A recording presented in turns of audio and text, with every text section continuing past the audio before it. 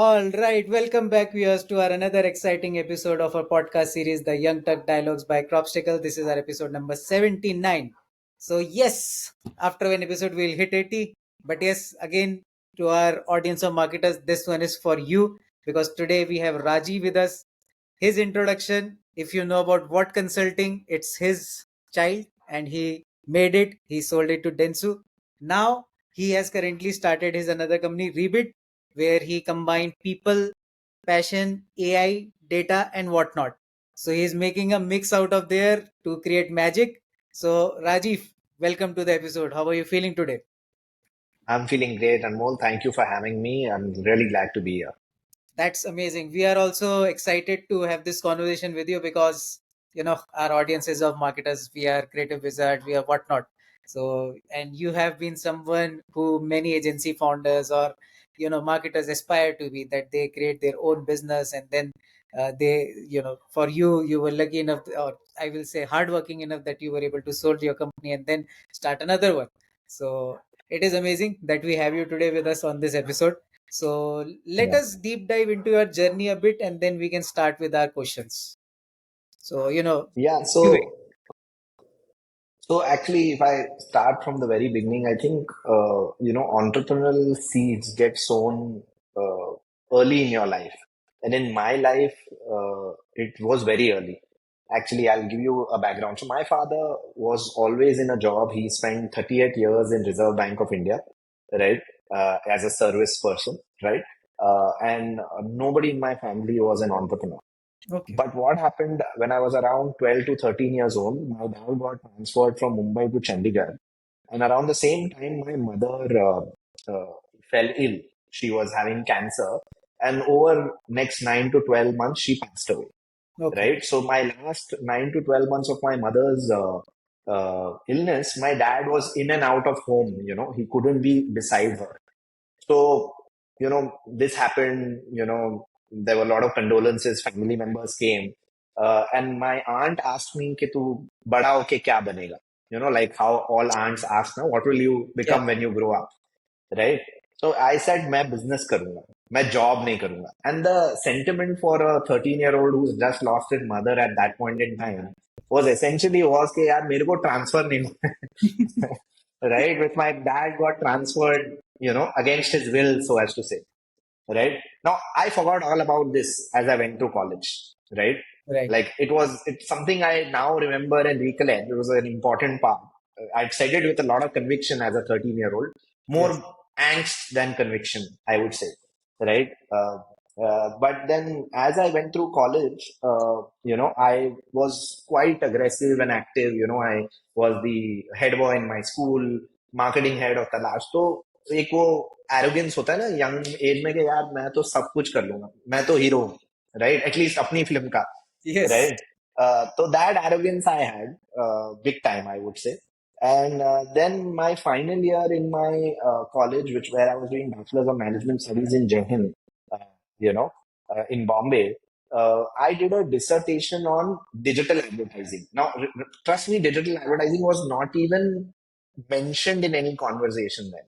It was the newest of the newest thing in 2005. Okay. Okay, there were only two agencies in India. There was nothing. Okay, 2004, 2005. But because I was a marketing specialization in Bachelor's of Management Studies, I said, let's do something new. And I did. Now, again, I had no interest to get into digital advertising. I did this just by, fate, accident, whatever you call that. And then I passed out my graduate school, and it so happened that, my girlfriend of 1.5 years broke up with me, dumped me, right, Okay. and called me a loser, You. right? This is right as well as soon as I was graduating. So I was just 20 years old. And again, the arrogance came up and I said, I will show everybody in this world that I'm not a loser. That's when I started my first company, which was called jobsforfreshers.com. It was actually a job site for freshers, Okay. right? And again, the idea just came to me because I found it hard to, as a marketing specialist, to find marketing oriented jobs through campus placements, right? Okay. So that's how my entrepreneurial journey started. It was not something that I said at 13 or that digital advertising, which I did as a course. It just happened as with emotion. And I would like to believe that most entrepreneurs become entrepreneurs out of some kind of emotion. So It your might story, be my to, story is the same. We started on same boats and same age. I started Crobstacle when I was 20, so with a similar kind of story. So Yeah, that's excellent because I truly believe when you start early, the advantage that you have is the advantage of ignorance. कि आपको पता ही नहीं है कि कितनी मुश्किल आने वाली है. You have no idea what shit you are getting into. So right, when you don't have an idea, you whatever little wins you have, you feel wow, this also happened because you have no expectation from yourself, and at the same time you don't have a concept of what how bad failure should feel like. Right? Anyways, jobs of freshers over a year and a half, I struggled and struggled. I made as much money I would have done as a fresher in those days. If you were a fresher, you used to get 12,000 rupees a month. So I made about 1.5 lakh to 2 lakh rupees running that .com website in those days. I came close to raising some funding also in those days. Very hard, but I did come close. But I didn't take that funding. And eventually, while I was marketing my job site, I realized that I had a very big interest in digital marketing, digital advertising. And kid you not, at that time there was just Google Ads, there was Yahoo Groups, and there was Orkut okay. in You 2006, 2007, right? So these were the three platforms that I was marketing my job site. I was running Google Ads myself in 2005, right. 2006 for my job site, right? And I realized that I know a lot about digital marketing, so I should start a blog. And that's where I started something called a What blog to, you know, build my personal brand while I was trying to figure out कि अभी ये करना क्या है इस job site के साथ मतलब ये तो कहीं नहीं जा रही. It was plateauing out, right? And one thing led to another. That blogs sort of became very famous. That time blogs were actually read. Now, of Right. course, there is medium.com, but what blog was like the medium.com for digital marketers at that time, you know. And I Okay. knew how to market it also. So I sent everybody a Orkut scrap who was in the agency world or who was a digital marketer or whatever. Anyways, that led to one another, and people started calling me within 6 months of running that blog, writing some 150 articles or whatever. I started getting calls from clients to consult them on social media and how to do this blogging and social media and all of that. And that was the birth of what consult, very organic, where I got my first client giving me an 8 lakh rupee project, which was ReBid, and the social media agency WhatConsult was born. And I actually converted that client with a laptop that my sister had gifted me and names of other what bloggers who used to blog with me because it was like a community blogging exercise as a team. And a company called WhatConsult, I had not even registered a company. मतलब ऐसे ही जाके pitch कर दिया था. Because I had learned how to be professional or whatever, in my BMS management days because I was marketing head. So I knew how to make very sexy presentations and whatever. So I made it sound like we are a professional company and all of that. Client bought into it. उसने and he gave me that project, and suddenly I was like, shit, here for whole 1 year I was struggling and 2 lakh रुपए नहीं बन रहे थे. And now in one pitch, I got cracked an 8 lakh rupee deal, and 8 lakh for a 21-year-old in those times to win with no team it was like a seed fund, Yes. right? So that's how what consult started. Of course, there were many more challenges as we faced going ahead, but I realized here is a business opportunity. I can build a social media agency with it. At that time, it was not even called a social media agency. It was called a Web 2.0 consulting. Okay. Web 2.0. 2 point. उसका नाम हमने फिर 6 महीने बाद, 1 साल बाद, as Facebook came in 2007, 2008, we changed it to, social media agency. Okay. Yeah. Interesting story. And then what happened with what consulting, growth कैसी हुई, और उसके बाद फिर how you reached to that point that you sold it, and then So, थोड़ा उस बारे में भी एक बारी डिस्कस कर लेते हैं. so while I found my type of customer and I found a market because social media was so early. Facebook was just launching. It was not even launched in India. We were the first agencies that had a Facebook ad account in India, actually. Right? What I had not learned is how to do business. Right? So initially, I took every kind of client. If agencies were coming to me to outsource their social media, I took that also. Anything was good. Anything and everything was good. Yes, but in 15 months, what happened is we had about 20 people working for us, right? I had made the house where I had born and brought up. My parents had shifted to Andheri. That house was empty. I made that into a home office. And कहीं भी लोग बैठ रहे हैं, कहीं भी लोगों ने सीआरटी मॉनिटर लगाया हुआ है, वायर एक कान से दूसरे कान में जा रहे हैं और 15-20 लोग like a college dorm are working, you know. If you have seen the movie, it's on Netflix, it's called Blackberry. आप वो ब्लैकबेरी। पिक्चर देखो. ठीक है। उसमें जो दिखाया हुआ है ना कि ये लोग ऐसे इंजीनियर टाइप बैठे हुए हैं और मतलब it looks like a mess. उससे 10 टाइम्स मेस था मेरा ऑफिस, बट काम हो रहा था और पैसे बन रहे थे. पैसे बन। राइट.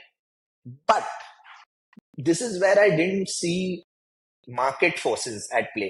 And ऐसे market forces 10 साल में एक बार कभी ना कभी आते हैं when everything freezes.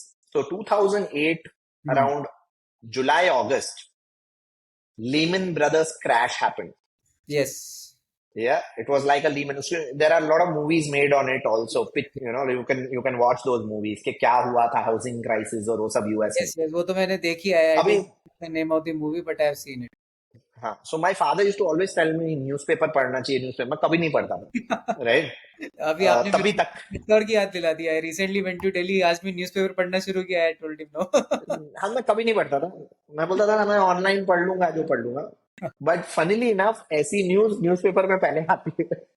Correct. ठीक है. और मुझे पता ही नहीं था ये सब हो गया है. और मेरे को रियलाइज हो रहा है मेरे सारे जो एजेंसी क्लाइंट्स हैं वो सारे पेमेंट्स देना बंद कर दिए, फॉलो अप फोन उठाना बंद कर दिए. 3 महीने तक कुछ पैसा ही नहीं आया और मैं यहाँ 20 लोगों का खर्चा लेके बैठा हूँ. So I am working with 20 people. I have to pay them salaries and I am not able to pay because I had not done any financial planning. I had just organically grown this company, right? And I had taken so many projects business. I had not taken retainers, and that also from agencies who are not reliable on payments. So those 3 months really broke my back, literally, right? Where I had to take a personal loan of 5 to 6 lakhs, make my sister, my father a guarantor for that, to pay 3 months of salary that I had not paid. By November वो 20 लोग हो गया, एक बंदा, सब चले गए, right. और तभी what blog was still continuing. It was a blog on the side. तो आई रियलाइज कि यार अभी कहीं से तो कैश जनरेट करना पड़ेगा. वॉट ब्लॉग के लिए ना मेरे को बहुत सारे इन्विटेशंस आते थे कि हमारे साथ पार्टनर करो as a media partner, let's do this event. IIT से आते थे, दूसरे भी इंस्टीट्यूट से आते थे. तो मैंने बोला ठीक है, बट स्पॉन्सरशिप का पैसा 80% मैं रखूंगा, 20% तुमको दूंगा. Nice move.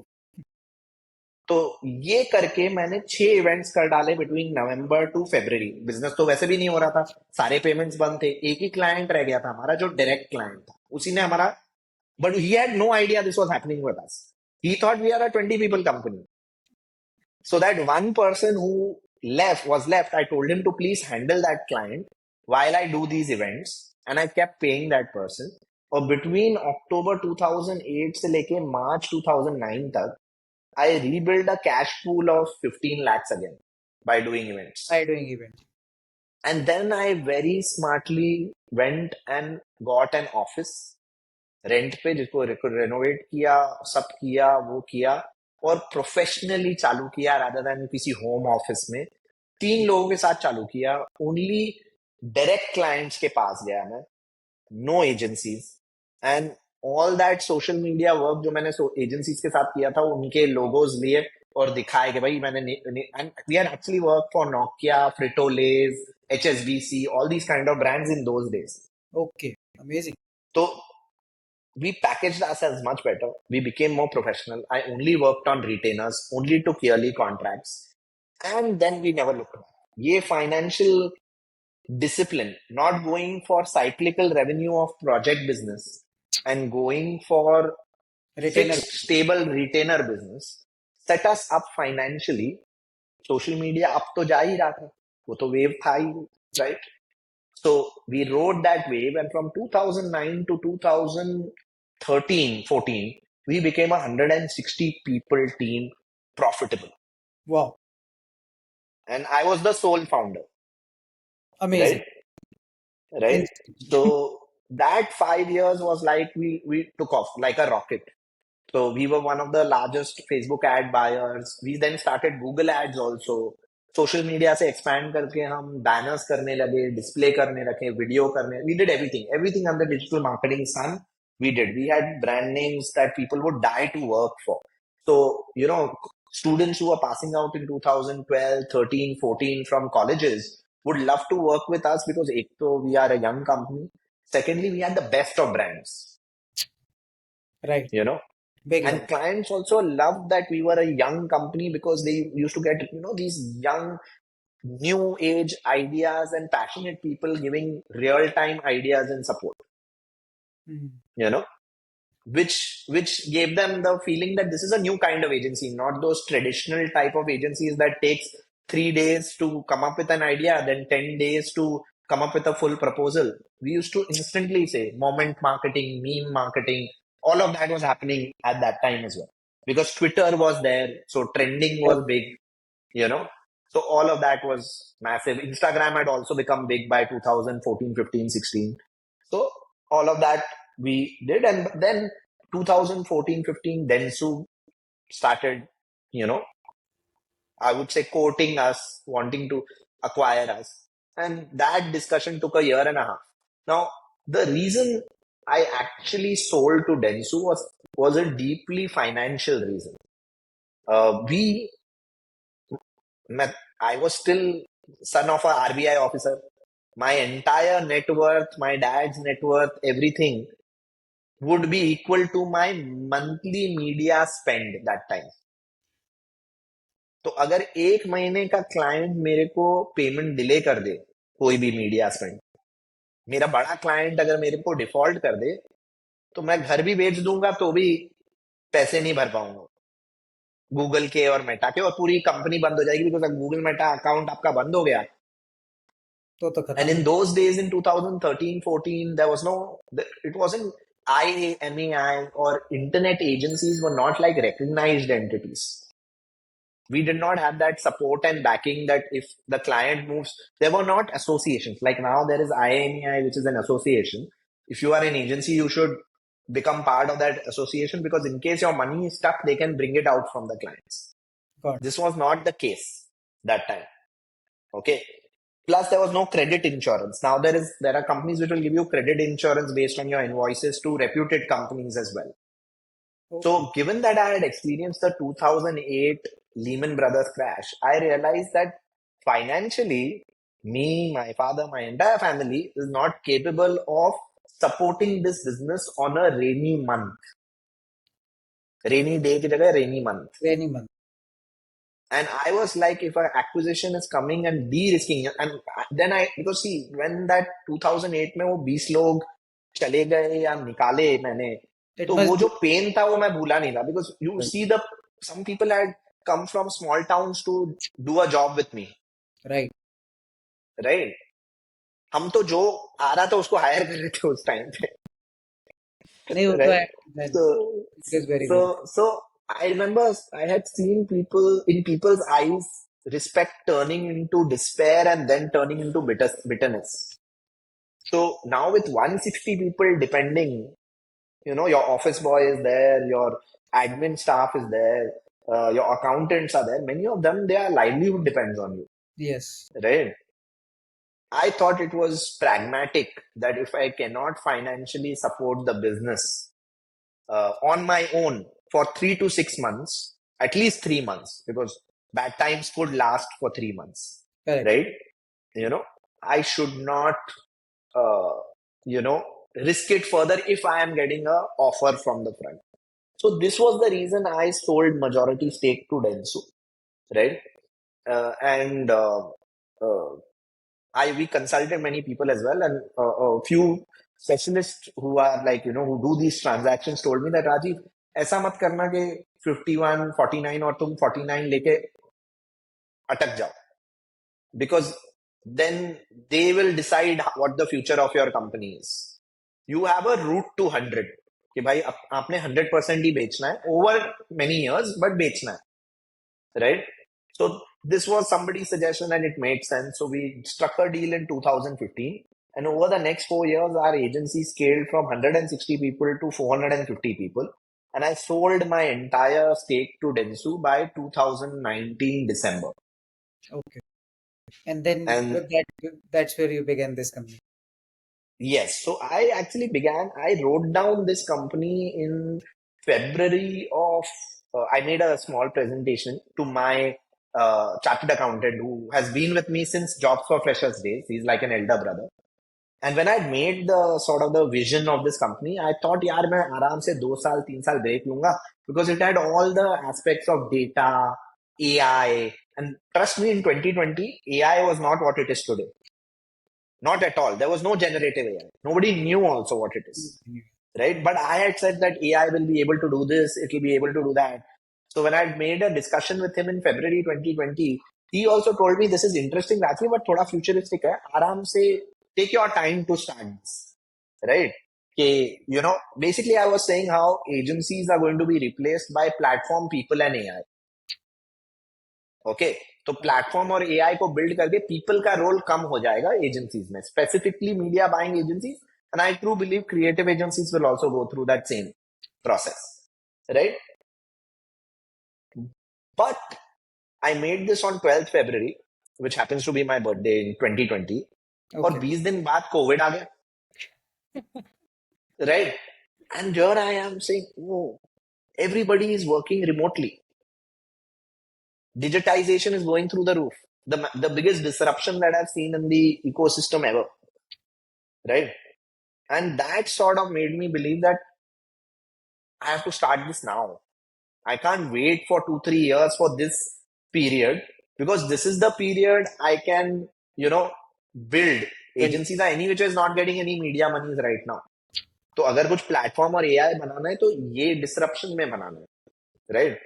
एंड क्योंकि इसकी लर्निंग्स में से समझ में आएगा कि फ्यूचर क्या होने वाला है. Correct. Everything was digitizing so fast, because we're living in a futuristic world, right? Everything is happening online. Right. Then COVID happened, right? So that's when in June 2020, I started ReBid. And again, okay, just June like, so, I also began.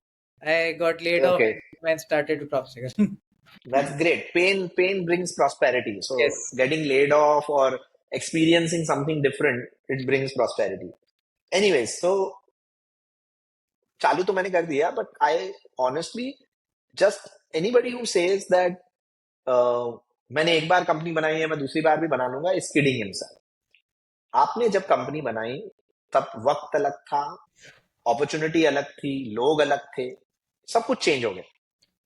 In fact for a second time entrepreneur, I truly believe that it is much harder, because you have to unlearn whatever you learned and start like fresh, because that ignorance that you have as a first time founder allows you to just keep testing things before you find the right sweet spot. As a second time founder, you come with some baggage which you have to leave, right? And I learned that, honestly, right? And also I was starting a business where I was a little out of my depth, right? Platform, technology, AI. I was not. I was a marketing graduate. Yeah. Of course, I was building this company within the marketing domain to solve for media efficiency, media ROI, to solve for clients, campaigns, all of that. So that capability was strong. But the platform part of it, hiring engineers myself, working with engineers, I had done a little bit of coding during Jobs for Freshers days, but I was no engineer. Right. You need hardware. So yes, and also the timing. I had built organization before this only in person, never remote. This time it's digital, new thing. Yes, my first 20 hires were all digital. I did not meet them for 14 months. From June 2020 till 2021 December. I met them then, 2021 December. Yeah, I feel it. We So I had to basically throw away everything I knew about how to build a company. Some things always come in use. People management still remains the same, but I had to really learn new skills, unlearn old ones, right? Learn the balance between managing and you know uh, uh, talking to people in a remote environment. It was pretty difficult. Having said that, I think luckily we were on to something. And over 2 years after building the platform, we won our first few clients, and now we have several clients across BFSI, across retail. We won several awards. I mean, we won close to 23 awards, out of Wow. which two are global. We won the MarTech Innovation of the Year twice in 2023 and 2024, once in San Francisco, once in London. So, I would say last 2 years have been sort of validating for all the effort, but I will be the first one to say first 2 years from 2020 to around 2022, 23, I was almost wondering, did I do a mistake? Should I have just retired, We all shout I us. made my money, put my leg up and just chill. What am I doing? Right. Right? Uh, and that was a big question. But yeah, I think, if you persist long enough and you believe in what you are building, eventually things happen for the good. And we are still nowhere we've made it, right? Of course, my ambitions with this company are 100 times what my ambitions was with Yeah. WhatConsult, Yeah. right? But I'm in a better place now. Right. I have a very solid team. I have good clients. We've got good awards. I think it is all moving in the right direction, which is why I'm enjoying working with ReBid. And ReBid also does something different. We have a data platform that connects everything from add to transact for clients, Okay. right? We have a AI LLM capability that works on top of this platform to extract insights that humans cannot. And then we have a people team, which are experts in acquisition and retention. Think of them as a full funnel agency, right? So Right. that's the platform, people, and AI part. Now, the reason this works beautifully is because platforms today take no accountability. अगर आप कोई CDP ले रहे हो, you have a CDP or a customer engagement platform, they just give you the platform Huh. and they give you a manual and they say, now you Good thing. utilize the platform, ROI will come if you use it well. Yes. Agencies don't have access to internal data. They only have access to ad platform data. Most agencies do not have real-time sales numbers or transaction numbers for their retail and BFSI client. Offline sales numbers they don't have at all. They don't have at all. Online is usually 5 to 20% depending upon how big a omni-channel retail that customer is. Correct. Auto clients, they don't have any idea. They only generate lead and give. They don't know if a sale happened or not. So you Now, are what helping we them do in bridge this, that gap. yes. So now these two competitors of ours are giving a short of value offering to the client. Right. So what we've done is we merged these two world of agency and platform and created a solution in ReBid which is neither agency nor platform, but the best of both worlds. Hmm. It has its own data platform that can connect anything from Google Ads to AppsFlyer to Adjust to your Firebase, anything absolutely. It's a universal connector that can connect to every API and data source you have, and it can harmonize it. And our AI runs on top of it, so you get summarized insights, So right? how and where this idea got, like, of course you started somewhere, then this must have pivoted somewhere. So Absolutely, yeah. absolutely. So we started with the platform first. Okay. Because the hardest thing in this industry is today, if you see a client, even a client that's spending $1 million a year, 8 crore rupees, he is running Google, Meta, he may be running some affiliates, he has some YouTube campaigns which may be running on DV360, he might be having some Snapchat if he is targeting youth, right? So 6, 7 platforms are there. Plus he has analytics tool. Plus he has customer engagement platform. Plus he has email, SMS, WhatsApp. Plus he has dashboarding tool. Plus he has an MMP. 15-20 tool तो ऐसे ही हो जाते हैं. and all the data is in silos. Right. So first step we did when we were building ReBid is how do we give the marketing team of today, right from CMO to performance marketing head to retention marketing head and brand marketing head, a one view console. Hmm. All of them can see one view of the data from ad to transact and understand brand's impact on performance, performance impact on brand, affiliates impact on performance, sales impact, everything. And the advertising data should be connected to the last mile. Whether it's his online sale, offline sale, lead generation, post that, insurance disbursement, loan disbursement, car booking, whatever it is.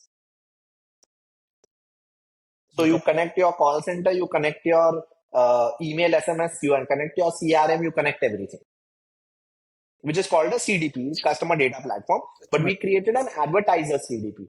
We not only pulled in advertising reports, which is impression, clicks, conversions, we pulled in keywords, targeting, audiences, and the campaign line item as well, Got it. which now you can manage and edit on our platform. So basically, it becomes an end-to-end solution. Exactly. So we first focused on building this end-to-end platform, which becomes like a media and marketing operating system that when people manage, they save time, get better insights. And once data is unified, people think AI is magic. AI is not magic. Even your LLM models today, the best model is the one which is trained on the highest amount of data most efficiently. Correct. That is Right? true. So it's the data that is the magic. AI is not magic. Right. Right? Clients need to understand. So by building this data platform, we built what we call as the spine of our organization, the Got brain and spine, Hmm. right? That very clear. And then on top of this, luckily for us, 22 to 22 came, 2022, 23, and generative AI came. Yeah. And we realized, oh, we built this platform, let's put generative AI and see what insights we get. And suddenly we realized because we had all the data, initially, again, there were some challenges because you can't force feed all the context to LLM. LLM memory capability was poor in 2220, but all that is changing. So Correct. now you can get deep insights through multiple contexts windows, Hmm. right? And of course, we had a team. I had already run an agency. So running and creating an agency team was the easier part of this equation for me, right? And the reason we created a team, we realized that when we are positioning ourselves as a platform in the market, clients expect results. They are not looking to buy features. And Right. we realized that we built such a great platform that our team can leverage and deliver results. So we said we will come to you as a solution. You want to hire an agency? Hire an agency like us, but we bring our platform as our USP that ensures real-time reporting, real-time insights, and above par results. Got it. That is amazing, actually. So here I would like you to ask one thing. Many brands today are obsessed, like it is the world of performance marketing. So I had before I Yeah, having podcast with you, I was having a podcast with one of the VCs from here in Jaipur. So he is like Thai chairperson and all. So I asked him yeah, similar yeah. thing that you guys are obsessed with performance metrics, like CAC, what is the CAC, what is the ROI, and ROAS. So there are so many conversion Mm, metrics. So are we sacrificing, like I'm asking you the same question, in all of this, are we sacrificing brand building? Because the obsession around absolutely, performance marketing absolutely. is Yeah, like yeah. nuts. So, which is why if you go and see, we talk about full funnel marketing. Okay. So ReBid not only connects with Google Meta performance platforms, it connects with DV360 also, which Okay. is YouTube branding, right? Yes. We connect with multiple DSPs, which are all, and today, because of these connections, we have CTV access. CTV is huge today in India, connected TV. You Correct. have 568 million users on YouTube, out of which 89 million are watching YouTube on television, Hmm. Right. on TV screens, right? 89 million. India's consuming class is not more than 140 to 200 million people. And 10 to 80, 15%. Yeah. So 89 million are watching YouTube on TV. If you have YouTube on your TV, that means you have a smart TV. yeah, Automatically, you are part of that 10 to 20% consuming class who buys insurance, who buys a car, who buys a mobile phone, who basically 90% of the marketing is targeted to you, right. right? So we truly believe that full funnel marketing works, and we ensure our clients when we take any performance mandate as well. Our recommendation to our clients is 15 to 20% of your performance budget should go at top and middle of the funnel, Rest right? it, you can put it to the bottom It up. at the bottom of the funnel. Now that top and middle should be strategically done. Top funnel should be about awareness. Middle funnel should be about awareness led activation, but formats that are awareness oriented, not formats that are action oriented. So for, what are action oriented formats? Your search campaigns, or your text campaigns, or your display campaigns that are just saying buy now, buy now, buy now.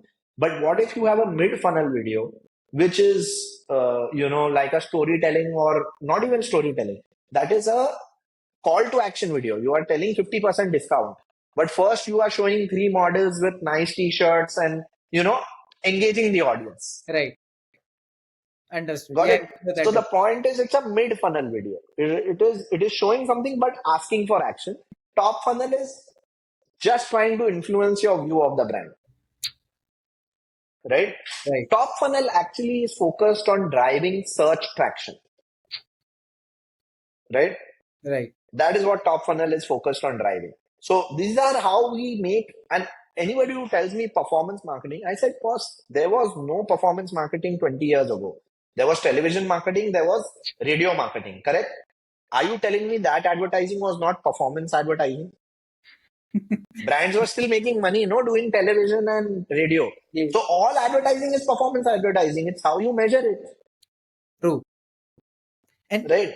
इसमें आजकल एक चीज हो गई है like if I give you example so in Dehradun recently I will give example of Zepto so Zepto has come in so अभी Zepto क्या है यहाँ पे सिर्फ डिस्काउंट मार्केटिंग कर रहा है ब्लिंकिट में we were stuck but now Zepto is Yeah. Giving you 125 rupees cash 50 cash 75 cash so like it has become basically I am not buying the brand, I am buying the discount. So what is your take on this, because customer So behavior is I think this is the fastest way for a brand to lose equity in the market. I'm not saying discount selling should not happen. It is required but it because you has have become sales like targets. if I am But wanting biryani, if you are only a discount brand, right. then sooner or later people will lose value for your product, right? Correct. Your brand equity will be downgraded. You अब मैं cannot only be example, a discount brand. if I want to buy a biryani, so मैं earlier I used to go to that outlet जहाँ मुझे पसंद है. अभी क्या मैं देखूंगा सबसे सस्ती और डिस्काउंट कहाँ पे मिल रहा है. I will buy from that. So No, that and people do that as well, but at the end of the day, they are not loyal customers. No? right. So you are Exactly. only appealing to switchers, Yes. right?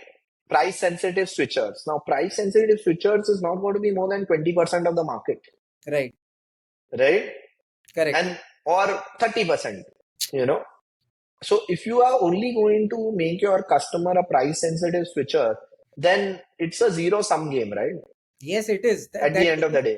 That is why I brought this question, because giving discounts. So I, being a marketer, understand why they are doing it. But people who do not understand, they are just, they are not trying. They are not understanding, and they are just getting into that hole.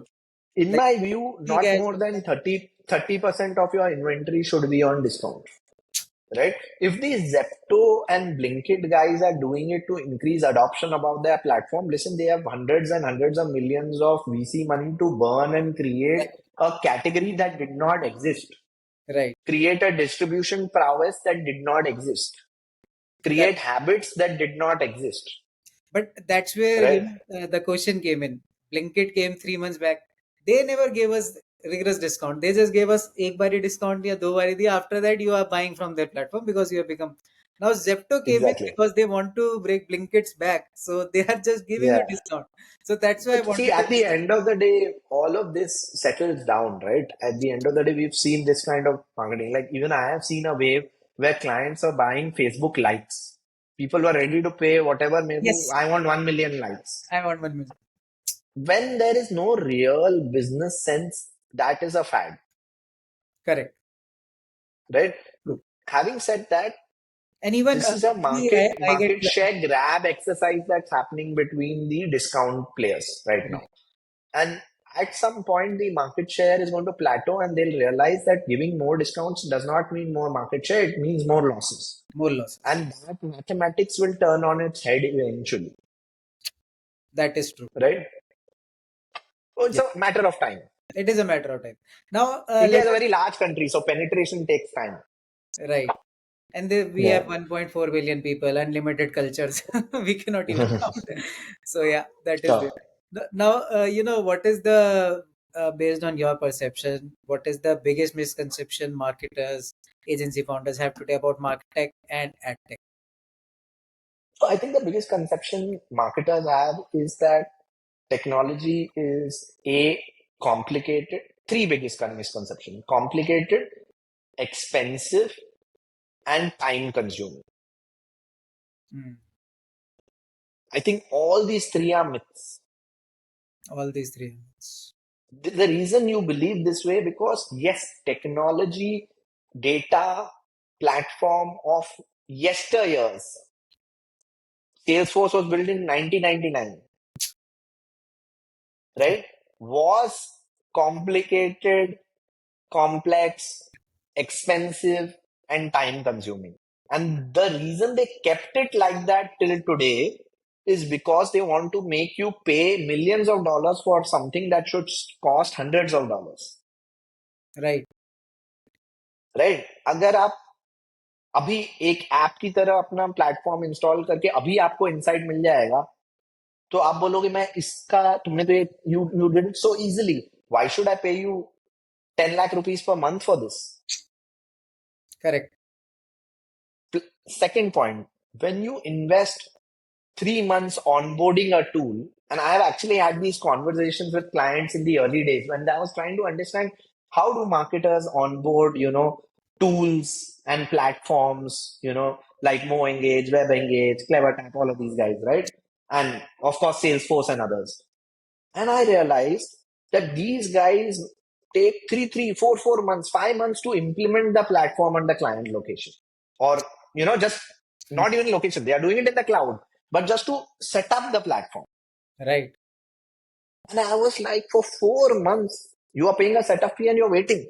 Now, right, when you struggle with 4 to 6 months, 3 to 4 months implementations, you're like, I have taken 4 months to make this platform live in my company.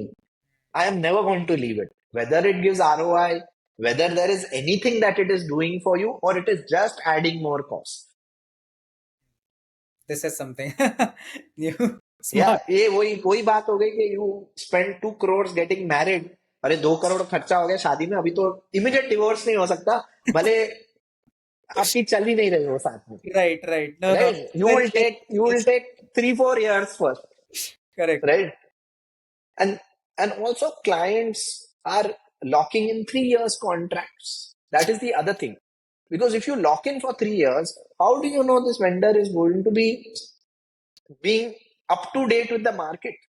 Right. Right? Everything is changing so fast. Yeah. Right? True. Yeah. So what we did is we said we are providing you a solution. You have to do only a yearly contract with us. Right? And we will take accountability of what results you get out of this platform. Right? And we will leverage the platform to show you insights, show you results. Your usage of the platform is dependent on what you want to extract from it. But you don't need to learn how to run a campaign, how to run a remarketing, retargeting, CAPI, OCAPI, nothing you need to do. There is a team that will serve you with the platform in place. Hmm. Right? So Right. solving two issues. One, that platform is there. We don't know how to extract ROI. Second is agency is there, but they don't have any real business data to give me business results. They only talk leads. They talk vanity metrics of Google and Meta. Correct. They are telling me Performance Max works like this only. Now I can't get better quality results. But they don't have data. They are just telling. Exactly. Exactly. They don't have data. No, they can't see that, okay, the let's say you are a stockbroking app, the investor you got is falling off from this part in your funnel. And they Right. don't have any control of that funnel also because they don't have email, SMS marketing with them. That is internal. That is internal. They can't recommend any workflows to you, Right. which is why acquisition and retention marketing being in separate silos for many category of clients is a misnomer. Performance and branding being in two separate silos again is a misnomer. Are you telling me the guy who watches YouTube doesn't search and click your search ad? Consumer is same. Right. So at some place, either at a platform, ideally with one partner, you should be able to see the Everything is. whole funnel, Yes. add to transact, so that you can understand, let's increase this branding spend. My search traction is going up. So in case of startups, can your platform be used or only with the big shots? So because, of course, see, I've always worked with enterprise clients, even at WhatConsult. I mean, we had the biggest and best of brands. I understand how to serve them, and I also believe that SMBs and startups can be served in a B2B business, whether that's a agency or a platform. But then it has to be built very differently. It has to be built very light for very specific use case, and you have to charge anything between $9 to $99, maximum $999. Correct. Right now, the problem with that system is that we didn't build the platform like that. We built it for a client with very complex media buying. For example, we have a jewelry retail client of ours, which is hyper local. It has 200 store locations and 200 ad accounts, each ad account mapped to a store location. Wow. So 200 Google ad accounts, 200 Meta ad accounts, and this is not just in India. This is in Oman, Qatar, UAE, all of these places. Got it. Now, how can a marketer get a one view? Tell me. Before our tool, there is no possibility only because 200 ad accounts. Where will you export? Where will you marry? How will you find out how much was omni-channel sales or online sales and whatnot? Correct. It So this is is such a very big problem to solve that we were only able to solve it with an enterprise platform like ours. But again, we are not just a platform. If we were just a platform, this solution would be very complicated because we are an implementation team, right? Tomorrow, the client closes a store, creates another one, no change happens, correct. right? Because there is a team that is constantly doing this. The client is only focused on end goal metrics with us. And our performance is being judged on end goal metrics. You tell me, why should a client learn a platform like CleverTap, MoEngage, WebEngage? Ultimately, clients' usage is driving their product development, Right. right? It's true. And And what result is client getting? No guarantee, nothing. no guarantee. But in your case, it is like you are implementing and they are able to focus on business. So Yeah, we are working like an agency who's going to deliver you results. Right? Agencies do take accountability. They are trying to get some number. The only problem is agencies are trying to say CTR is improved or we've got so many leads. But then they realize lead quality is shit. right. But which lead quality is shit, which channel, which ad caught you really bad lead quality? No idea. No We idea. know that because our ad to transact connection is through their ecosystem. Right. From landing page to call center to closure. We understand, like, for example, for a retail client of ours, we analyzed all clothing returns from which pin codes. Because in clothing retail, returns is the biggest problem. People order five things, try out Huh? five, keep one, return four. Huh. Exactly. This And happens. that four, the cost of shipping itself is not your margin for that one t-shirt they bought of X rupees. True. Right? So return analysis allowed us to identify pin codes, identify ads that were causing the maximum returns, SKUs that were causing the maximum returns. we were able to adjust budgets, adjust bids, adjust the returns, pin codes, blacklist some customers who are habitual returners. Hmm. You Right. know, revenue is 1,000 rupees, returns is 20,000 rupees. 1,000 rupees. Right. So these kind of insights a classical digital agency cannot give. Right. Yeah, no, I understand why your platform is meant for enterprises, because that's where Yeah, all of this is able to make sense. In startup world, absolutely. things are not Yeah. very structured, and you cannot, Yeah. because they are still good. So just tell me one thing. Now you turn from a marketer to a techpreneur. So how do you foresee for the next 5 years the use of AI and all of these things in the I agent? think everybody is going to be an AI-preneur. Yeah. Everybody, right? So there used to be a time, we have heard this over and over again, this story, right? When internet came, everybody was going to become an internet company. Right. And more or less 90% of the companies have become. You may Correct. provide electricity, but your bills are online, Yes. True. right? Then came social media company, and everybody said everybody in some form or the other will become a social media company. So everybody has a Facebook page now, everybody has Instagram, everybody has LinkedIn. All companies have a social media Present. communication channel, Right. right? Then software is coming, everybody is going to become a software company. Every company has some or the other software that's powering it, whether it's third party or owned. No company works without software today, Correct. right? With data becoming, everybody was like, everybody will become a data company. Data company. I Now truly everybody. believe, yes, if you are able to connect, centralize, harmonize your data in a way that it becomes understandable by AI, then from data company, you can transform into an AI company. Hmm. So at ReBid, what we are doing, we are connecting, harmonizing, ingesting, and preparing your data in such a way that it becomes understandable by AI. Yeah. And therefore, tomorrow, we and all other agencies, I believe, will become agencies. Instead of humans, you will have AI agents that are Right. trained on this kind of prepared data to provide high value insight that a human possibly cannot provide, True. right? And Because he what is cannot go through, 2 TB of data and provide this insight. correct? And in all of this, one more thing is happening. That just came to my mind. Web3 is also there. Blockchain is also there. Decentralization, centralization. So Correct. I think absolutely. I do believe that uh, decentralization will play a part in certain industries where decentralization is of very high value, hmm, right? And yeah, there are those decentralized autonomous organization called DAOs.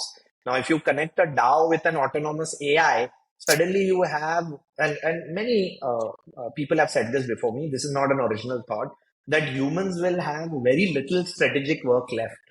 hmm, We are moving into an era over the next 20 years where humans will have more time, less to do, and quite a lot of money, right. right? Which is quite a scary thought, to be Yes. very honest. But Ali Dimak that's Shaitan Bani. because, yeah, but that's how it's looking like, right? If all jobs are going to be taken up by Right. AI, right, and reliably so, humans are essentially the most laziest mammals on the planet, right? Yeah.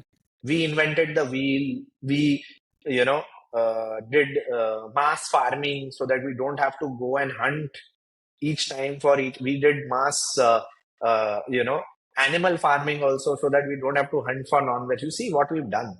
I Yeah. mean, our history is littered with uh, So how many. can we sit in one place, press a button, and get everything, Right. Right. right? Our history is littered with that, right?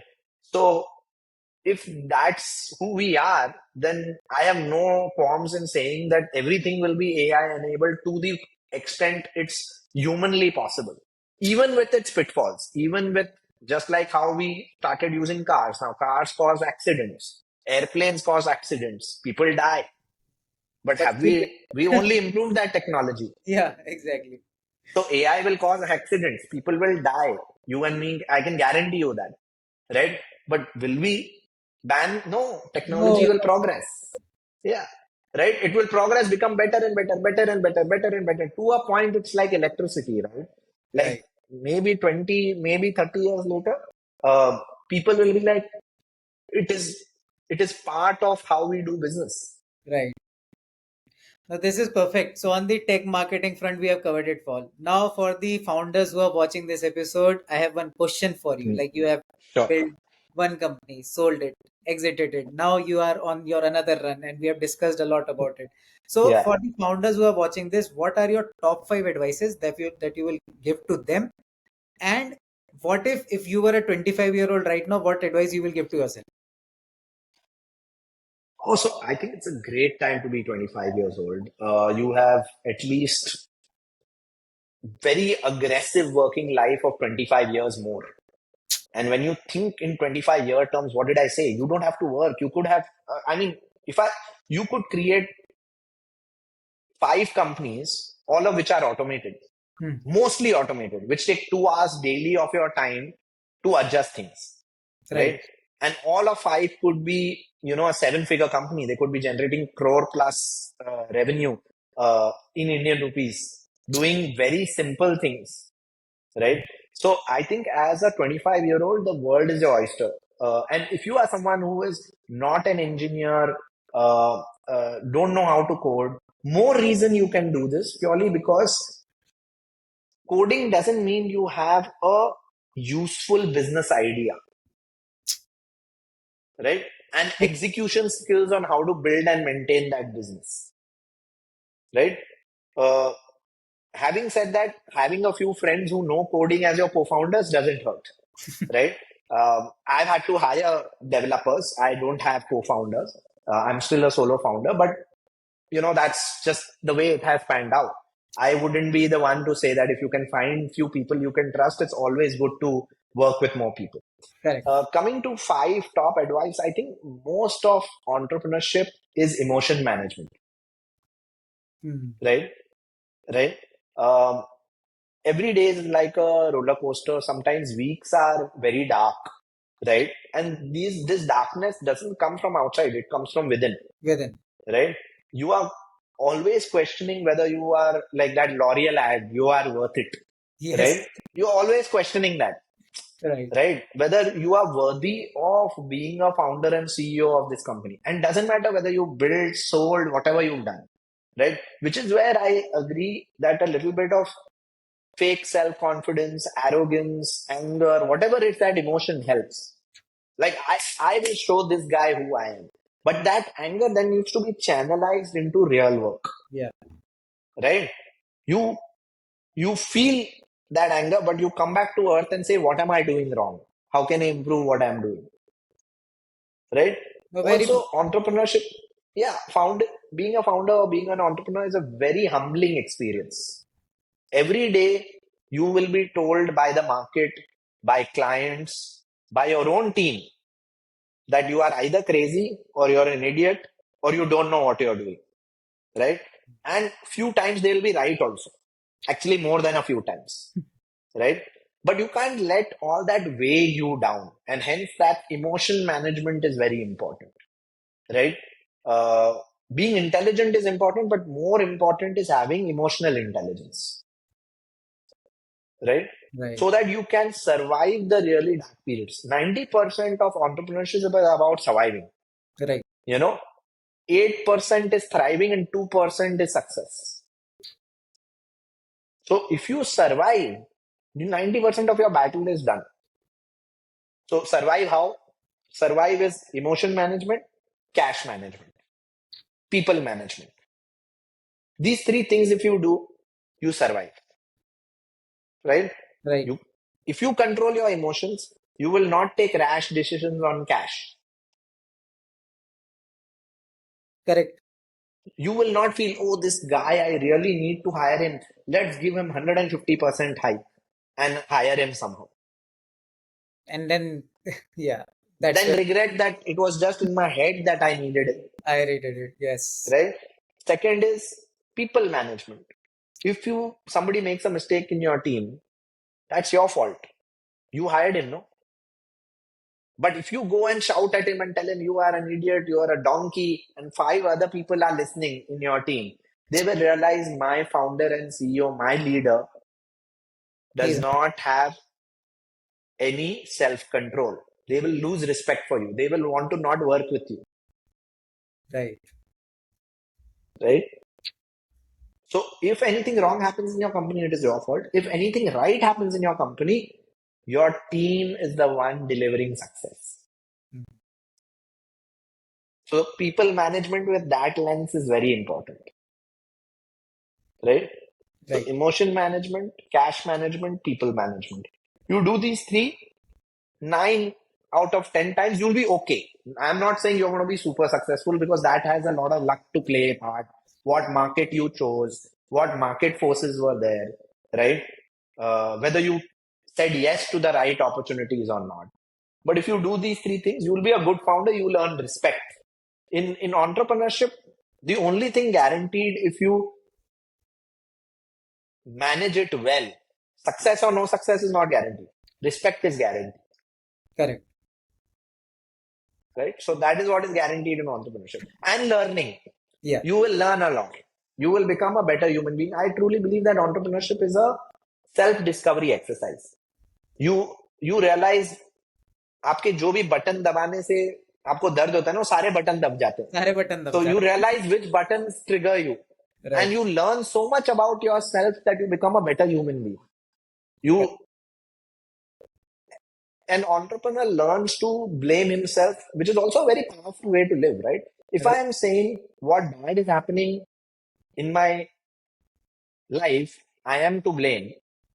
That means I'm actually telling that what good is happening is also in my control. My control. It's a Correct. very powerful way to live. If you say what bad is happening, he's at fault, that guy is at fault, my dad is at fault, my employee is at fault, it's the most powerless way to live because then you say that your destiny is not in your hands. Right. Right? So I would like to believe most good entrepreneurs are always looking inward, both for answers And as well for blame. blame. Yeah. नहीं perfect है. We have covered it all, I think. Yeah. So I'm far, glad. yeah. No, this was amazing. It was really insightful. I also learned a lot of things from your journey, and yeah, let us stay in touch. For our For audience who sure. is watching this episode till here, so first of all, tell us how they can reach out to you, whether you want to put your email address or you should be putting your LinkedIn. Yeah, so I am very responsive on LinkedIn. You can easily find me by my name, Rajiv Dingra. I will And put you your can message me anytime. I think my messages are open to anyone, so anybody can message me if Nice. that's the case. Yeah, I mean, I'm very, very responsive on LinkedIn. Email, the thing is that, it's so many emails already, you get inundated. Yes. So that's there. But yeah, I'd love to connect with anyone who wants to connect on LinkedIn. Very happy to do so and very happy to respond ASAP. Perfect, perfect. So we'll put the link down in the description. And Rajiv, thank you so much for giving your time to our audience who have been. And second, thanks to our audience who have heard this episode till here. We really like you guys. And now it's time for you to like, subscribe, and share this episode if you like it. And if you have any questions, do let us know, or you can directly reach out to Rajiv. And on that note, thank you so much once again to Rajiv and our audience. And we will be back Thank you so much. with another exciting episode soon on this podcast series. Thank you, guys.